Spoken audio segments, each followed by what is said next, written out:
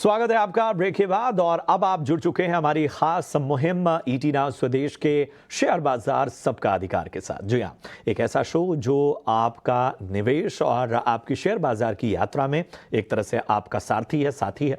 हमारी कोशिश यही होती है कि आसान भाषा में हम आपको बचत और निवेश के तमाम तौर तरीकों के बारे में बताएं। और ये जो शो है इसलिए भी खास है क्योंकि यहाँ पर आप अपने शेयर बाजार से जुड़ी जो बेसिक अगर आपकी कोई जानकारी आपको कॉन्सेप्ट भी क्लियर करना है तो उस तरह के भी सवाल आप कर सकते हैं और हम वक्त वक्त पर वैसे सवालों को भी शामिल करते हैं। चलिए, तो शेयर बाजार सबका अधिकार में बस आपको सवाल जो पूछने हैं उसका तौर तरीका एक बार बता देते हैं। तो शेयर बाजार सबका अधिकार में आपको जो सवाल पूछने हैं उसके लिए क्यूआर कोड आप जो स्क्रीन पर देख रहे हैं इसे स्कैन कीजिए। जब आप स्कैन करेंगे तो हमारे व्हाट्सएप जो है हैंडल उससे जुड़ जाएंगे और वहां पर आप अपनी पूरी डिटेल दें। अगर स्टॉक पे सवाल है तो पूरी जानकारी दें। अगर आपका कोई और सवाल है शेयर बाजार से जुड़ा हुआ तो आप ऐसे सवाल आप पूरे हिंदी इंग्लिश जो भी आपकी भाषा आपको कंफर्टेबल लगे उसमें आप भेजिए।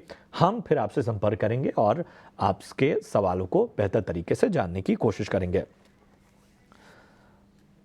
ठीक है, तो ये इस वक्त ठीक है, तो इस वक्त सीधा चलते हैं सृष्टि के पास। Time we set foot in India, we have always believed that export is a very integral part of our strategy.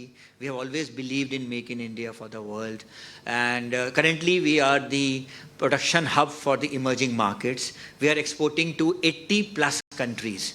Now you mentioned about percentage. So currently 20% of our volume is export and 23% of our revenue is export. So while it is very difficult to say what percentage will be there, going forward. However, with the increased capacity, we will have headroom for both domestic and exports to go up. Like our MD mentioned, our philosophy has been quality of growth and to continuously pursue a balanced growth in terms of volume, market share and profitability. HMC has a very strong relationship with all the distributors, so that's a huge advantage and ecosystem which we have. We will continue to leverage that ecosystem in the future as well. And these emerging markets, the customer preferences are very similar to the Indian customers. So we get an advantage of having economies of scale because we are successful in India, and then of course we are also exporting. So we'll pursue on this path. Thank you. Sir, since your company is known for making चलिए, तो Hyundai IPO की listing के बाद Hyundai motor का management और हमारी सहयोगी सृष्टि के सवालों का जवाब देता हुआ मैनेजमेंट, और इसके बारे में हम आगे भी चर्चा करेंगे, आपको तमाम बातें बताएंगे। चलिए बढ़ते हैं आगे और शेयर बाजार सबका अधिकार में पहले कॉलर हमारे साथ जुड़ चुके हैं। चंद्रपाल सिंह जी हमारे साथ इस वक्त जुड़े हुए हैं। चंद्रपाल जी नमस्कार, पूछिए क्या जानना चाहते हैं। सर नमस्कार। सर मैंने ओला इलेक्ट्रिक मोबिलिटी में शेयर खरीदी थी 500। ठीक है, तो एक महीने ही हो गया, उसमें मैंने 127.28 के रेट से खरीदे थे मैंने। ठीक है, अभी उसका रेट है 100, अभी रेट है 82। ठीक है, तो सर हम उसका क्या करें सर? हम उनको आगे बढ़ाएं, आगे रखें उनको, या फिर बेच दें, क्या करें सर? ठीक है, चलिए आपको बेहतर तरीके से राय देने की कोशिश करेंगे ओला इलेक्ट्रिक पर। हमारे साथ लक्ष्मीकांत जी बने हुए हैं। लक्ष्मीकांत जी, हालांकि थोड़ा चैलेंजिंग है अभी इस तरह से देखा जाए, लिस्टिंग के हिसाब से देखें। अब बताएं फिर भी ओला इलेक्ट्रिक जो भी आपको नज़रिया बन रहा हो, क्योंकि इनकी बाइंग जो है वो 127 के आसपास की है। इन्होंने काफी ऊंचे स्तर पे इसको बाय करके रखा था और वहां से ही हमें सीधी की सीधी सेलिंग देखने को मिल रही है। स्ट्रक्चर ने एक पॉजिटिव स्ट्रक्चर का फॉर्मेशन हमें 10 अक्टूबर को देखने को मिला था, बट उसके बाद भी ये स्टॉक उसके स्विंग हाई के ऊपर सस्टेन नहीं हो पाया। देन फिर हमें back to back selling pressure देखने को मिला है। तो मुझे लगता है कि एक बार ये 75 के स्टॉप लॉस के साथ ये होल्ड कर ले। अगर वहां से एक पुल बैक मूव आता है toward the levels of 89 to 197, then एक प्रोबेबिलिटी बनती है। बट ओवरऑल जो ट्रेंड है वो भी नेगेटिव है।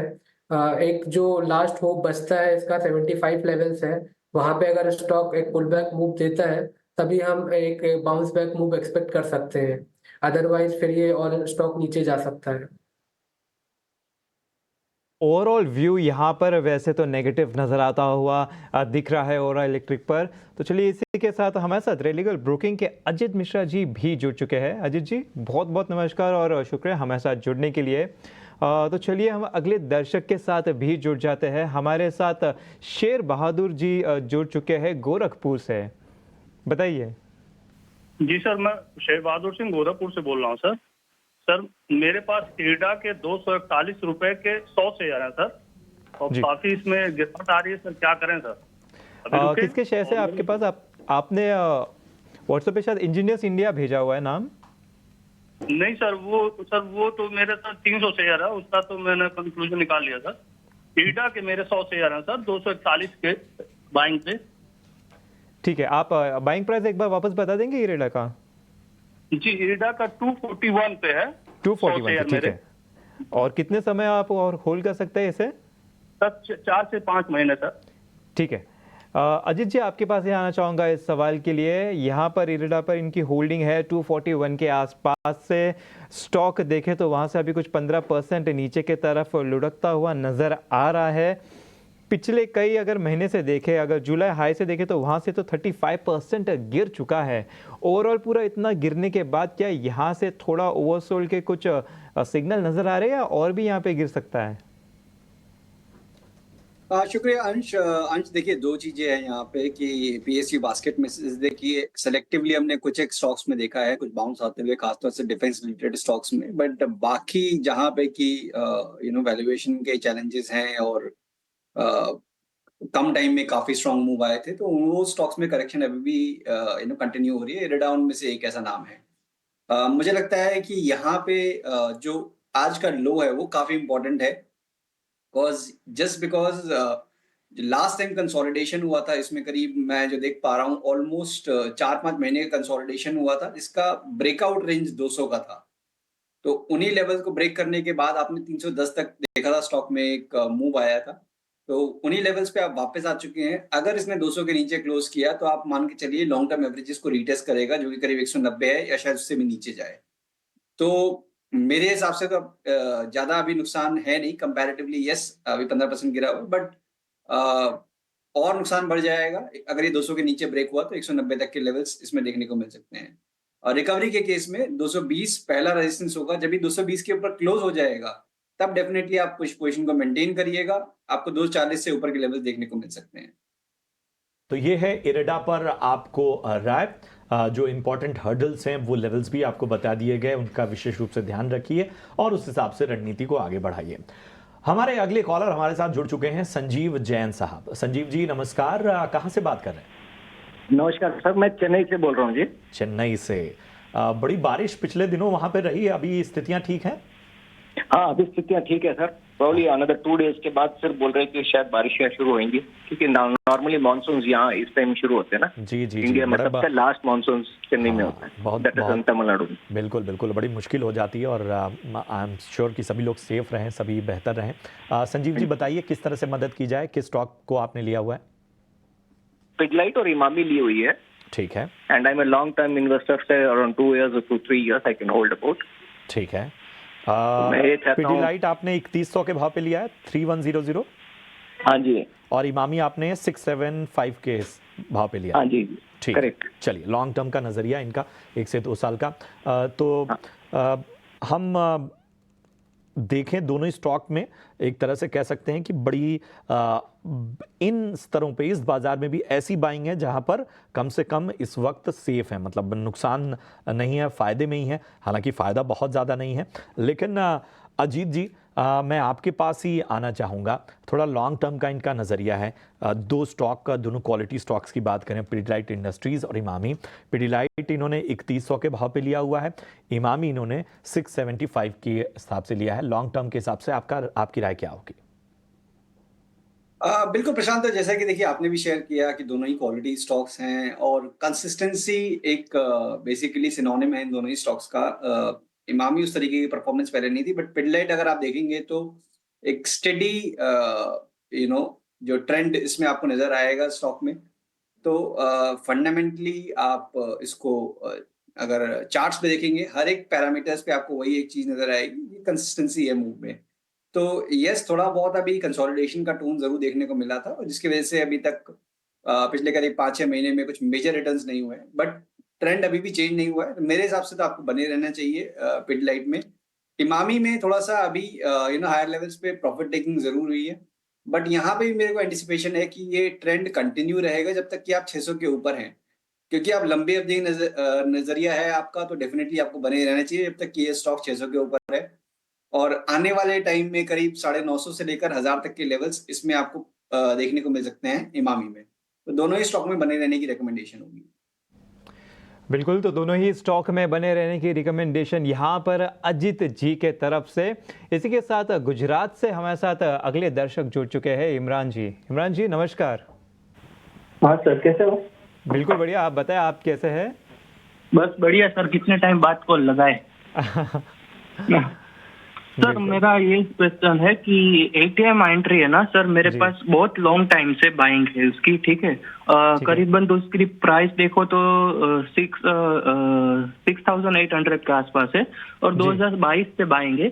तब तक ये मतलब अपनी प्राइस के आसपास आता ही नहीं, मतलब कि हाँ प्रॉफिट लेके। अभी तो लॉन्ग टर्म हो गया, तो उतना प्रॉफिट क्या मिल सकता है कि लॉन्ग टर्म के अंदर टैक्स में भी जा सके, या फिर क्या करे इसमें, ये बताइए। बिल्कुल इमरान, जैसे कि मैं देख सकता हूँ 6,500 तक ही आता है, फिर वापस नीचे लुढ़कता हुआ नजर आता है। आपके बाइंग प्राइस के जस्ट थोड़ा नीचे ही शायद रुकावट नजर आ रही है यहाँ पर, तो ठीक है। अजीत जी आपके पास आना चाहूँगा। एलटीआई माइंट्री पर इनकी खरीदारी है, जैसे कि इन्होंने बताया कुछ 2 साल से पहले कुछ इन्होंने खरीदा था 6,790 के आसपास। 6,783 का एक्चुअली एग्जैक्ट लेवल है। वहाँ से स्टॉक काफ़ी गिर चुका था, लेकिन काफ़ी अच्छा पुल बैक भी आया बाद में। लेकिन ये 6,500 के आसपास वहाँ पे रुकता हुआ नज़र आ रहा है, 2-3 बार वहाँ पे रुका हुआ है। तो क्या यहाँ पे कुछ एक्सपेक्टेशन किया जा सकता है कि वो तोड़कर वापस ही इनके बाइंग प्राइस के आसपास आ सके? बिल्कुल अंश, देखिए काफी लंबा इंतजार किया है इन्होंने, और इंतजार में एक चीज और भी हुई है कि इनके जो बाइंग प्राइस है उन्होंने ऑलमोस्ट उसका आधा होते हुए भी देखा है स्टॉक को। मेरी रिकमेंडेशन ये होगी कि despite being a investor also कुछ एक लेवल्स, कुछ एक ट्रिगर्स जरूर ध्यान में रखिए कि इसके बाद मुझे उसको रीलुक करना है अपनी पोजीशन को। फॉर्चुनेटली ये स्टॉक 2 साल के बाद आपके बाइंग प्राइस के काफी नजदीक आ गया, और अभी भी वहीं पे ही आप होल्ड कर रहे हैं। और अगर आप देखेंगे आईटी एज अ पैक, यहाँ पे काफी ज्यादा स्ट्रेंथ है comparative to the other sectors. थोड़ा बहुत यहाँ पे फ्लक्चुएशन जरूर है एलटीआईएम में पोस्ट नंबर्स, बट मुझे लगता है कि यस पॉसिबिलिटी है कि इस लेग में मींस जब ये कंसोलिडेशन एंड होगा तो आपको नए हाई बनते हुए नजर आ जाए स्टॉक में। तो अभी के हिसाब से तो बने रहिए, आपने इतना टाइम दिया है। 5600 मेरे हिसाब से आपके लिए एक मेजर सपोर्ट होगा आने वाले दिनों में। जब तक उसके ऊपर आप होल्ड कर रहे हैं तब तक आपका बायस पॉजिटिव रहेगा, और आपने इतना टाइम वेट किया है तो अब जल्दबाजी मत करिएगा। 6500 के ऊपर अगर ये निकलेगा तो आपको एक नया हाई दिखाएगा 7000 से ऊपर तक का, तो उसके हिसाब से अपनी पोजीशन को आप होल्ड करके चलिए। तो यहाँ पर एक खास रणनीति और होल्ड करने की सलाह मिलती हुई बढ़ते हैं आगे। प्रकाश सलेचा साहब हमारे साथ इस वक्त जुड़े हैं। प्रकाश जी नमस्कार, कहाँ से बात कर रहे हैं? जी नमस्कार, मैं राजस्थान बालोतरा से बात कर रहा हूँ। अरे वाह, बताएं प्रकाश जी किस तरह से मदद की जाए आपकी? मदद तो ये करनी है, मेरे पास में 4000 शेयर यस बैंक के 26 रुपए में लिए हुए हैं। अब काफी 52 रुपए कैसे हो सकता है, मेरे को ये बताइए। बड़ा ही चैलेंजिंग सवाल आपने पूछ लिया है, वो भी यस बैंक पे। चलिए सर एलएलबी की हुई है ना, इसीलिए। चलिए ठीक है, बताएं लक्ष्मीकांत जी, 26 रुपए की इनकी खरीदारी है और अब डबल की उम्मीद लगाए हुए हैं यस बैंक में। कितना इंतजार किया जाए, क्या ट्रेंड्स कह रहे हैं? देखिए, as being the employ of Yes Securities Limited, और यस बैंक की सब्सिडरी है यस सिक्योरिटी लिमिटेड, तो ड्यू टू सेबी रिस्ट्रिक्शन मैं इस पर कुछ भी रिकमेंडेशन नहीं दे पाऊंगा। अजीत जी मैं आपके पास आना चाहूँगा, बताइए 26 की बाइंग, 52 का जो है वो उम्मीद यस बैंक में लगा रहे हैं प्रकाश जी, कितना इंतज़ार करना पड़ेगा? प्रशांत जी देखिए, मैं इसको थोड़े दूसरे तरीके से प्रेजेंट करने की कोशिश करूंगा। अगर आपने जितने टाइम में 26 पे यस बैंक को लिया था, उसी टाइम पे अगर आपने आईसीआईसीआई बैंक को बाय किया होता या एक्सिस को बाय किया होता, यही 2 टॉप परफॉर्मर है। एचडीएफसी को भी आप चलिए इंक्लूड कर लीजिए, मैं कहता हूँ कि उसमें अंडर परफॉर्मेंस चल रही है तब भी, तो आपको रिटर्न्स कुछ और होते। तो देखिए यहाँ पे आप जो सोच रहे हैं कि प्राइस, एब्सोल्यूट प्राइस को देखते हुए कि शायद यहाँ से ये एक डिफरेंट ट्रेजेटरी में चला जाएगा, और तो उसके होने से पहले बहुत सारी चीजें फंडामेंटली चेंजेस होने पड़ेंगे कंपनी लेवल पे। तो कुछ चीजें काफी हद तक इम्प्रूव हुई हैं, बट उस तरीके से अभी तक प्राइस में उस तरीके का रिफ्लेक्शन हुआ नहीं है, और हुआ भी है तो सस्टेन नहीं हो रहा है। तो मेरी रिकमेंडेशन तो यही होगी कि जहाँ पे एक्चुअली में हो रहा है, जहाँ पे दिख रहा है एक्शन, प्राइस भी कंड्यूसिव है, उन्हीं में रहिए। तो मैं तो ज्यादातर अपने क्लाइंट्स को भी ये रिकमेंड करता हूँ कि जहाँ पे कि आपको अलाइंड है इंडेक्स के साथ, उन्हीं में आप फोकस करिए। तो आईसीआईसीआई बैंक, एक्सिस, एचडीएफसी, इन तीनों में प्रेफर करिए।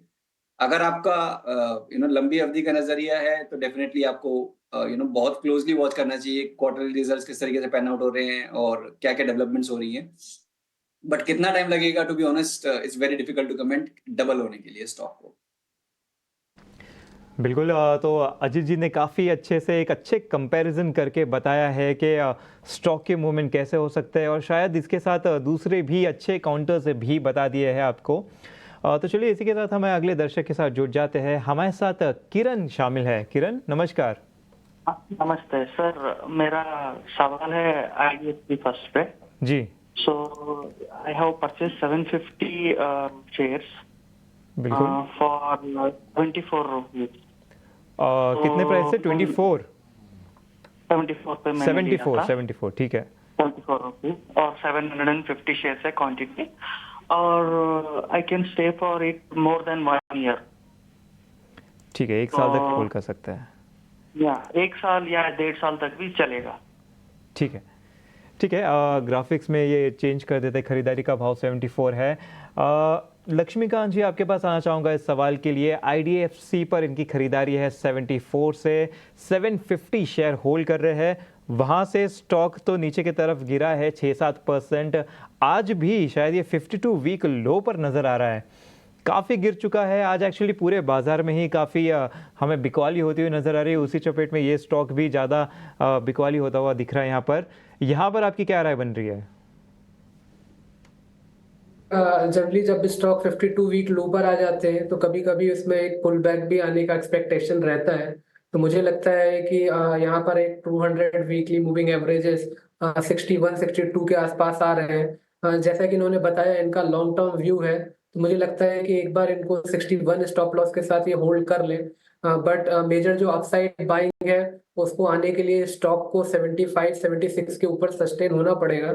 एक बार 75-76 के लेवल को ये क्रॉस करता है तभी हमें इसके जो अगले नेक्स्ट लेवल्स हैं वही वो दिखाई देंगे, जो कि इस स्टॉक को 84 लेवल तक दिखा सकते हैं। बट उसके लिए इसको 61 लेवल के ऊपर सस्टेन होना आवश्यक रहेगा। ठीक है, तो IDFC फर्स्ट पे यहाँ पे 61 का स्टॉप लॉस दे दिया है। ऊपर की तरफ भी एक ब्लॉकेज वाला एरिया बता दिया, वो तोड़ेगा, उसके बाद में एक अच्छी खरीदारी होती हुई नजर आ सकती है। ये और अगले कॉलर को जोड़ते हैं। बिट्टू हमारे साथ इस वक्त जुड़े हैं। बिट्टू नमस्कार, कहाँ से बात कर रहे हैं? नमस्कार जी, दिल्ली से बात कर रहे हैं जी। बताइए किस स्टॉक पे आपका सवाल है? ये हमारा सवाल है मैक्रोटेक डेवलपर। ठीक है, किस भाव पे लिया आपने? ये 1199 पे लिया है, 150 शेयर लिए हैं। ठीक है, नजरिया आपका क्या है, लॉन्ग टर्म या शॉर्ट टर्म? पिछले 1-2 महीने में एवरेजिंग करके लिया है। ठीक है, ठीक है। अभी और कितना समय दे सकते हैं बिट्टू जी? 2-3 महीने। ठीक है। अजीत जी, मैक्रोटेक डेवलपर्स लोढ़ा पर जरा राय दीजिए। 1200 के आसपास की इनकी खरीद एवरेज करके इस प्राइस पे लेकर आए हैं। 2 से 3 महीने का नजरिया है। तक जो हम देख पा रहे हैं कि रियलिटी काउंटर्स कहीं ना कहीं थोड़ी सी स्ट्रेंथ दिखा रहे थे, बट इस वीक की जो शुरुआत हुई है कुछ खास अच्छी हुई नहीं है। करीब 4% ऑलरेडी आप देख रहे हैं कि रियलिटी इंडेक्स डाउन हो चुका है। तो जो स्ट्रेंथ है थोड़ी बहुत यहाँ पे जरूर मैं कहूंगा कि लूज हुई है, और लोढ़ा ऑलमोस्ट उसी के आइडेंटिकल ट्रेड कर रहा है जो कि आपको इंडेक्स में मूवमेंट दिख रही है। तो इसके हिसाब से इंडिकेशन तो ये है कि नियर टर्म में एक बार आपको शायद 1000 से लेकर 975 तक के लेवल्स देखने को मिल जाएं इसमें। तो यहाँ पे प्रेशर और है, तो मेरी रिकमेंडेशन ये होगी कि प्लीज आप और एवरेज मत करिएगा। ये आपकी ट्रेडिंग पोजीशन है, आप शॉर्ट टर्म के लिए कर रहे हैं, और साथ ही साथ एक स्टॉप लॉस जरूर मेंटेन करिए। अब अगर ये 1080 के नीचे ये ट्रेड करता है तो एक बार को आपको at least half of the position आपको लिक्विडेट कर देना चाहिए और 975 का वेट करना चाहिए टू ऐड मोर। उससे पहले आप उसको नहीं करिएगा। और ऊपर पे 1200-1250 का जो जोन है वो एक स्ट्रॉन्ग रेजिस्टेंस बन गया है। जब तक कि वो ब्रेक नहीं होगा तब तक आपको एक तेजी नहीं मिलेगी। तो 2-3 फैक्टर्स हो सकते हैं, एक तो कि मार्केट में रिकवरी आ जाए, लूडा का रिजल्ट कुछ एक्स्ट्रा ऑर्डिनरी आ जाए, तो इन लेवल्स को जरूर ध्यान रखिएगा, उसके अकॉर्डिंगली ट्रेड करना है। बिल्कुल, तो ये है राय इस वक्त मैक्रो डेवलपर्स पर। चलिए बढ़ते हैं आगे, एक अहम खबर आपके सामने लेकर आते हैं। ऑटो सेक्टर के लिहाज से एक बड़ी खबर है। दिल्ली में पुरानी गाड़ियों के स्क्रैपिंग पर नई गाड़ी के रजिस्ट्रेशन में 20% की छूट मिलेगी। पूरी डिटेल्स के साथ समीर दीक्षित हमारे सहयोगी जुड़ चुके हैं। समीर, बताइए, लगातार स्क्रैपेज पॉलिसी में नए नए सुधार हो रहे हैं, अब ये ताज़ा जानकारी क्या है? अगर आप दिल्ली में नई गाड़ी खरीदने पर विचार कर रहे हैं तो दिल्ली सरकार का नया फैसला आपको नई गाड़ी के रजिस्ट्रेशन वैल्यू में 20% तक का डिस्काउंट दिलवा सकता है। दरअसल दिल्ली सरकार ने जो नया नोटिफिकेशन निकाला है उसके तहत अगर आप अपनी पुरानी गाड़ी को स्क्रैप पॉलिसी के तहत देते हैं, स्क्रैपेज में देते हैं, तो आपको जो सर्टिफिकेट जारी होगा उसके एवज में आपको तकरीबन 20% तक का डिस्काउंट मिल सकता है। जो इस नोटिफिकेशन की बारीकियां हैं उसके मुताबिक अगर आप अपने निजी इस्तेमाल के लिए पेट्रोल, एलपीजी या सीएनजी वाहन खरीदते हैं तो आपको 20% तक का डिस्काउंट गाड़ी के रजिस्ट्रेशन वैल्यू पे मिलेगा, और अगर आप डीजल गाड़ी खरीदते हैं तो 15% तक का डिस्काउंट रजिस्ट्रेशन वैल्यू पर मिलेगा। ठीक इसी तरीके से अगर आप कमर्शियल पर्पस के लिए वाहन खरीदते हैं तो पेट्रोल, सीएनजी या एलपीजी पर आपको 15% तक का और डीजल पे 10% तक का डिस्काउंट उस सर्टिफिकेट को दिखाने पर मिलेगा। ये जो सर्टिफिकेट है इसकी जो वैधता है, वैलिडिटी, वो 3 साल के लिए इसकी बरकरार रहेगी। सरकार का मत है कि इस एक कदम से वो ना सिर्फ ऑटो सेक्टर को बूस्ट दे सकते हैं बल्कि स्क्रैपेज पॉलिसी को भी बढ़ावा दे सकते हैं। जाहिर बात है इससे सड़कों से चूंकि पुरानी गाड़ियां हटेगी तो प्रदूषण को कम करने में भी बड़ी कामयाबी मिलेगी। यहां तक तो सरकार फायदा देख रही है, लेकिन इस पॉलिसी में एक पेंच ये है कि इसके लिए सबसे जरूरी जो स्क्रैपेज इंफ्रास्ट्रक्चर है वो अभी तक पर्याप्त तरीके से नहीं बना है, जो कि पूरी पॉलिसी में एक बड़ा चैलेंज साबित हो रहा है। यही वजह है कि जो लोग अपनी पुरानी गाड़ी देना भी चाहते हैं वो इसको सही तरीके से कहाँ स्क्रैप करना है, किस तरीके से करना है, इसको अभी वो सही तरीके से जानकारी नहीं मिल पा रही है। और अब सरकार इस दिशा में भी कोशिश कर रही है कि स्क्रैपेज इंफ्रास्ट्रक्चर को बढ़ावा दिया जा सके ताकि पॉलिसी के साथ साथ पूरा इकोसिस्टम डेवलप हो पाए। शुक्रिया करेंगे समीर आपका इस अहम जानकारी के लिए, और इस आधार पर ज़रा ऑटो सेक्टर पर भी एक व्यू ले लेते हैं। वैसे आज Hyundai के IPO को थोड़ी सुस्त लिस्टिंग मिली है। निफ्टी ऑटो अगर आप देखें इंडेक्स तो इस वक्त यहाँ पर भी दबाव हमें देखने को मिल रहा है। फेस्टिव सीज़न में हमने देखा कुछ दिग्गज कंपनियों ने जो कमेंट्री नज़र आई उसमें भी फेस्टिव सीज़न में एक प्रेशर की बात कही गई, हालांकि इसमें सुधार की उम्मीद की जा रही है। अजीत जी, पूरे ऑटो सेक्टर को देखें, Hyundai की तो आज की लिस्टिंग है, सुस्त लिस्टिंग नज़र आई है, लेकिन उसके बावजूद अगर आपका एक्सपर्ट व्यू कहता हो तो यहाँ से आप किस तरह से देख रहे हैं, ज़रा वो भी बताइए। बिल्कुल प्रशांत, देखिए यहाँ पे 2 चीज़ें हैं कि अभी तक जब तक की अर्निंग सीजन की शुरुआत नहीं हुई थी तब तक काफ़ी स्ट्रॉन्ग परफॉर्मेंस हमने ऑलरेडी देखी थी, तो कहीं ना कहीं बेसिकली एक ऑप्टिमिज्म ज़्यादा था कि due to festive season demand काफ़ी स्ट्रॉन्ग रहेगी, और उसके परे एकदम अपोजिट अगर कमेंट्री आ जाती है तो ऑटोमेटिकली वहाँ पे आपका सेंटीमेंट चेंज होते हैं। उसी तरीके का बेसिकली रिएक्शन देखने को मिला है। इंडेक्स में भी करीब 7% के कट ऑलरेडी हो चुके हैं, ऑटो इंडेक्स में 7 अभी इस मंथ में सोफा, और स्टॉक्स में भी इस तरीके का रिएक्शन देख रहे हैं। बट इसमें with in this auto space कुछ एक काउंटर्स ऐसे हैं जो कि काफ़ी स्ट्रांगली होल्ड कर रहे हैं, जिसमें से TVS अगर आप देखेंगे तो यहाँ पे आपको स्ट्रेंथ नजर आएगी, साथ ही साथ आपको आयशर में स्ट्रेंथ नजर आएगी जो कि अपने रिकॉर्ड हाइस के पास ही ट्रेड कर रहा है। तो यहाँ थोड़ा सेलेक्टिव होने की जरूरत है अगर आप ट्रेडिंग पॉइंट ऑफ व्यू से बात कर रहे हैं तो, और इन्वेस्टमेंट पॉइंट ऑफ व्यू का अगर आपका नजरिया है लंबी अवधि का तो डेफिनेटली इस करेक्शन को आपको यूटिलाइज करना चाहिए टू एक्यूमुलेट क्वालिटी स्टॉक्स। तो मारुति में देखिए काफी अच्छा करेक्शन हो चुका है, बजाज ऑटो में भी पॉसिबिलिटी है कि शायद करेक्शन कंटिन्यू रहे, तो यहाँ थोड़ा सेलेक्टिव होने की जरूरत है। जो टॉप परफॉर्मिंग नेम हमने बात की, आयशर, TVS, मारुति, इन्हीं में आपको फोकस करना चाहिए। ठीक है, तो ये जो करेक्शन है वो क्वालिटी स्टॉक्स में एंट्री करने का मौका बन सकता है और आपको अहम रणनीति भी बताएगी। शुक्रिया करें अजीत जी, उससे पहले अपना डिस्क्लोजर दे दीजिए। शुक्रिया प्रशांत। देखिए जो भी स्टॉक्स हमने डिस्कस किए हैं पर्सनली इनमें किसी भी मेरी पोजीशन नहीं है, बट यस हमारे क्लाइंट्स के पास पोजीशंस हो सकती हैं। शुक्रिया करेंगे अजीत जी जुड़ने के लिए बाजार पर और सेक्टर के साथ ही तमाम निवेशकों का मार्गदर्शन करने के लिए।